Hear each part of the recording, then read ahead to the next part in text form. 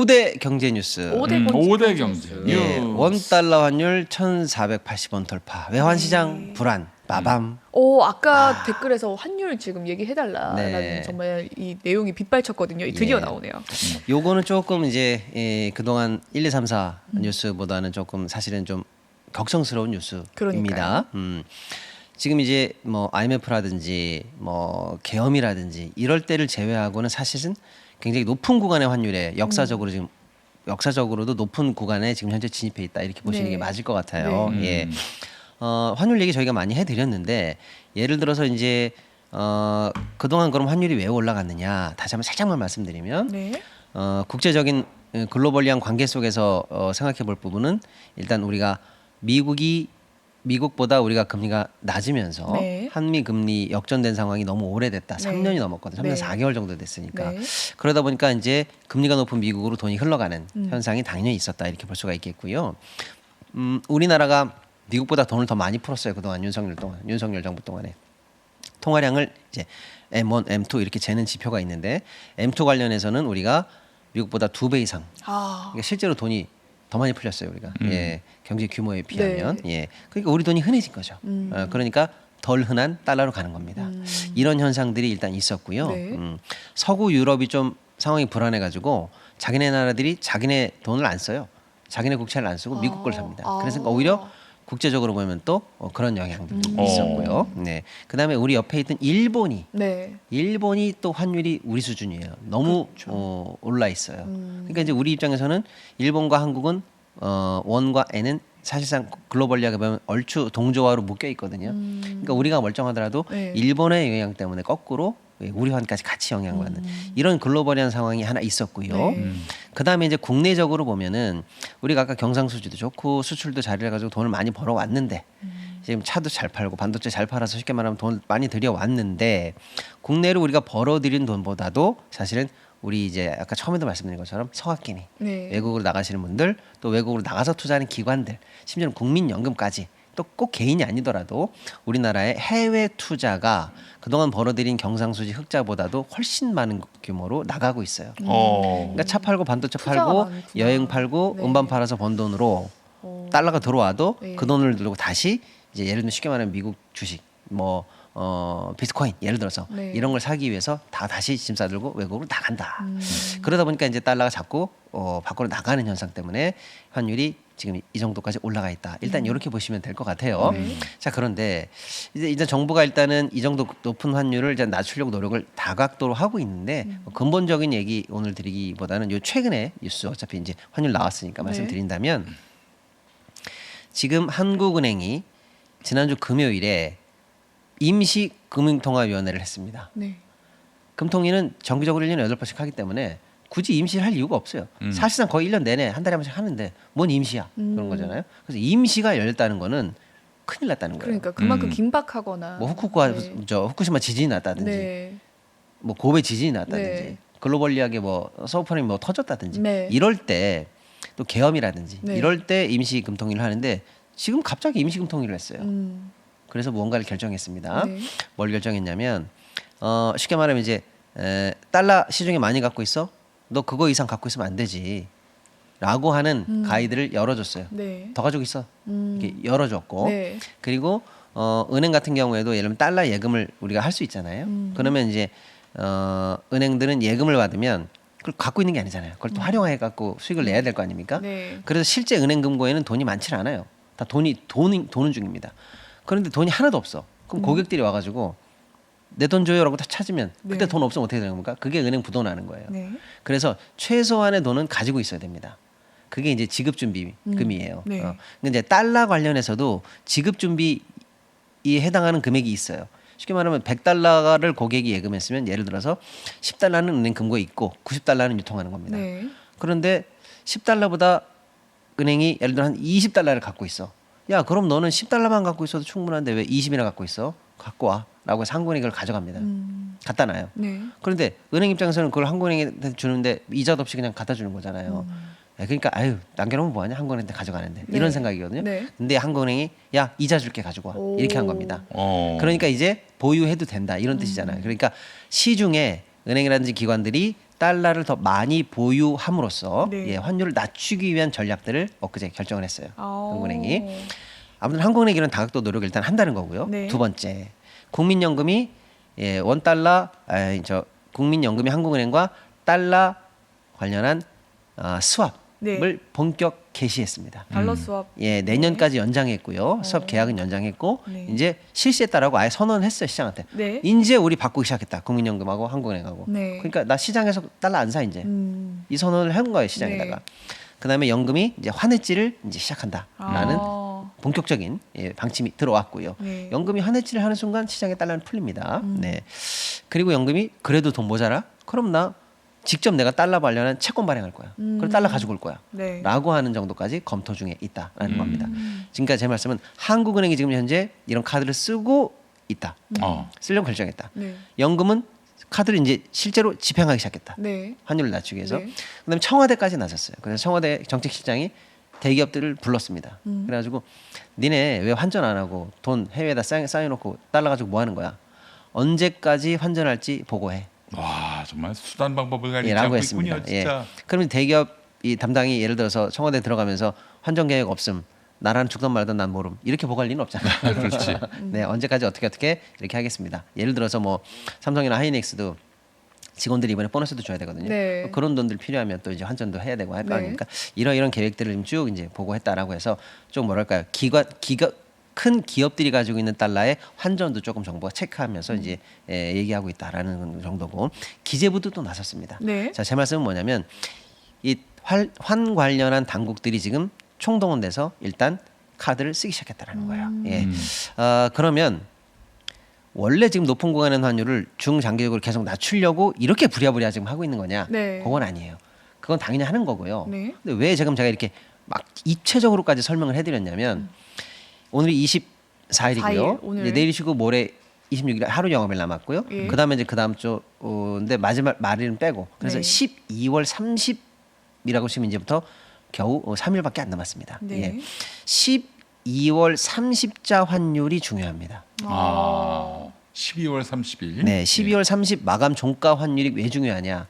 그 환율로 내년에 주요 국가 통계 지표가 확정됩니다. 아 그래요. 네. 그러니까 예를 들어서 한국 너 빚 얼마 있어? 국가 채무 얼마야? 대외 순채무 어떻게 들고 있어?라고 할 때 환율을 이걸 곱해서 그 달러를 곱해서 통계를 내는 거예요. 그러니까 예를 들어서 우리가 1,500원에 마감을 찍었다. 그러면 내가 1달러의 빚이 있다. 그러면 네. 1,500원 빚이 있어요. 이렇게 보고를 해야 되는 거고 1,000원의 환율을 찍었다. 그러면 너 빚 얼마야? 1,000원이요. 다르죠. 네. 예, 그 통계가 1년 내내 갑니다. 아. 그래서 12월 30 종가 관리가 국가 채무, 국가 신인도, 국가 여러 가지 이제 각종 계획들을 세우는 데 있어서 매우 중요한 통계 지표로 활용이 된다라고 볼 수 있고요. 은행들도 마찬가지입니다. 아까 제가 네. 말씀드린 것처럼 너 저 고객들한테 달러 빌려온 거 이제 언젠가는 갚아야 될 건데 통계가 어떻게 되니?라고 하면 뭐 예를 들어서 저 국민은행인데 뭐 달러 채권 관련해서 총 얼마 빚이 있습니다라고 할 때도 네. 역시 마찬가지로 이 종가 환율로 계산이 돼요. 그러면 빌려올 때가 벌써 올해가 아니고 옛날에 빌려온 걸 수도 있잖아요. 네. 내가 빌려올 때 1,300원에 빌려왔던 그리고 앞으로 갚을 날도 멀었어요. 멀어도 괜찮아요. 지금 갚을 것도 아닌데 그래서 갚을 때의 환율도 몰라요 지금. 네. 그럼에도 불구하고 이제 다음 주에 있을 종가로 일단 달러 채무가 확정이 돼요. 한 번 더. 네. 그렇게 되면 난 1,300원을 빌려왔는데 지금 갑자기 1,500원을 내가 갚아야 된다고 이렇게 되는 겁니다. 네. 그러면 너 갚아야 될 돈이 더 필요하니까 너 지급준비금 더 마련해둬라고 하면 은행이 금고에 돈을 더 쌓아야 돼요. 그러면 은행도 유동성이 부족해져요. 돌릴 돈이 적어지죠. 그렇네요. 그럼 은행도 또 채권을 또 발행해서 돈을 또 수입해야 돼요. 이런 어떤 다양한 문제들이 있고요. 기업도 마찬가지입니다. 기업도 외채를 많이 두고 있기도 하고요. 한데 당신들 채권 할 때 뭐 얼마야라고 하면 또 이렇게 계산이 되고 뭐 당신네들 작년에 장사 잘했다며 얼마 장사했어 뭐 이런 것도 다 이번 통계로 결정이 되거든요. 물론 중간에 이제 분기 반기 이렇게 바뀌긴 합니다만은 어쨌거나 연간 통계라든지 큰 지표들이 여기서 결정이 많이 돼요. 내년에. 12월 30일에 결정이 네. 되는 거고 지금 나온 이 방안이 이 짧은 시간 내에 그렇습니다. 조정이 그래서 되는 제가 건가요? 해설드리는 네. 핵심 뭐였냐면 네. 당연히 높은 구간이기 때문에 이걸 낮추는 노력을 한다. 네. 하지만 이렇게 부랴부랴 지금 뭔 일이 막 부닥부닥 그러니까요. 벌어지는 네. 이유는 일단 일주일 앞둔 이 종가 관리를 향해서 대책들이 입체적으로 구사되고 있는 중이다. 이렇게 보시면 됩니다. 그래서 마지막 종가 관리를 놓고 현재 시장과 당국의 지금, 힘겨루기 중이다. 네. 환전투 중이다. 이렇게 보시면 되겠습니다. 환전투. 종가 관리를 잘해야 또 내년 정책 수립도 잘할 수 있을 것이기 때문에 네. 지금 정부로서는 맞습니다. 12월 30일 어떤 결과를 내놓느냐. 그렇죠. 아, 근데 이제 조금 재밌는 건 재밌다고 보기는 좀 그렇습니다만 그래? 한국 정부가 그럼 기필코 기를 쓰고 한다는 거지? 그럼 네. 나는 반대 배팅하면 되겠네. 그래서 높게 딱 하면 한국에 바로 사주고 또 딱 하면 따라 바로 풀고 하겠네라고 해서 소수의 네. 예, 환치기 세력들에게는 지금 꽃놀이패가 벌어진 상황이에요. 아, 또 그렇게도 갈 수 있구나. 예, 사는 족족 받아주니까 네. 내리려고. 오. 예, 그런 측면에서 지금 이 압도적으로 이쪽을 쑥 밀고 내려갈 건지 네. 환치기 세력들이 단기간 내에서 이길 건지 이 환전쟁 중입니다. 네. 아니 외환에 개입하지 말라. 가끔씩 이제 미국이 우리 한국 정부를 맞습니다. 상대로 해서 이렇게 태클을 거는 경우가 있는데 네. 이번에는 아닙니다. 제가 지금 걱정 안 드리는 해도 말씀은 다 될까요? 우리끼리 하는 얘기입니다. 트럼프 트럼프 형은 모르는 걸로 해주십시오. 아, 네. 알겠습니다. 우리는 환율 조작국이 아니거든요. 한 번도 공식적으로 시인한 적은 없습니다. 네. 네. 우리끼리 사람 나눴다라고 마무리하시죠. 네. 알겠습니다. 예. 그렇습니다. 여기까지 환율에 대한 이야기도 살펴봤고요. 다음 뉴스는 어떻게 됩니까? 네, 여섯 번째 뉴스. 여섯 번째 뉴스. 부동산 대책 시행 사상 처음으로 금액 기준 대출 제한 조치 시행. 마밤. 기준 네. 대출 제한 금지. 어쨌든 먹히는 것 같습니다. 맞습니다. 이재명 정부의 부동산 대책은 먹히는 것 같아요. 예. 일단은 정부 출범하고 아까 얘기한 산업 정책이니 뭐 재정 정책이니 주식시장 정책이니 다 잘해서 높은 점수를 받았는데 정부 출범하고 초반에 불안해서 가장 걱정을 많이 샀던 게 역시 부동산 문제였어요. 네. 그래서 627 대책이 깜짝 발표가 됐거든요. 그랬죠. 이때 정말 정광석화처럼 예고 없이 너무 좋았어요. 이때는 딱 나오는데 그 대책이 사상 최초의 정책이었어요. 뭐냐면 이제 대출을 금액으로 제한한다는 거예요. 네. 그동안은 비율로 제한했거든요. LTV. 그래서 뭐 만약에 50%다 그러면 10억은 5억, 50억짜리 집은 20억. 그리고 네. 같이 올라가는 거예요. 그러니까 이제 비싼 집을 사는데도 충분히 대출이 늘어나니까 투기에 관련한 수요에 도움이 되거든요. 네. 근데 그런 거 하지 마라고 하면서 그냥 무조건 6억 이하는 6억까지는 안 돼. 네. 6억까지밖에 안 돼라고 하니까 60억 집을 살려면 너 54억 있어야 돼. 그렇죠. 이런 식으로 해서 금액 관련한 제한 조치를 사상 처음으로 실시했다. 그래서 수요 억제에 굉장히 긍정적인 효과를 냈다라는 평가를 받습니다. 네. 그럼 이제 수요책이 하나 나왔으니까 이제 공급책이 나와야 되는데 97 공급대책이 나왔는데 공급대책으로서는 조금 미흡했다라는 평가를 받았어요 당시. 네. 그러다 보니까 이제 여전히 이제 불안 심리가 조금씩 올라가게 됐어요. 그래서 이제 10월 15일 이른바 11호 대책을 통해서 서울 전역과 수도권 주요 지역에 대해서 사실상 전 지역 토지거래 허가제로 묶으면서 갭 투자 금지. 예, 그래서 시장을 일단 냉동시켰습니다. 현재 그런 상황입니다. 그래서 사실상 수도권이라든지 이 서울에 좋은 데 들어오려면 대출도 이제 제한이 있기 때문에 자기 돈으로 들어와야 되고요. 그리고 살아야 돼요. 갭 투자 금지니까. 네. 리빙이 그렇지. 돼야 됩니다. 그러니까 이제 뭐 부산 부자가 서울에 집 하나 사놓지 뭐 이게 안 돼요.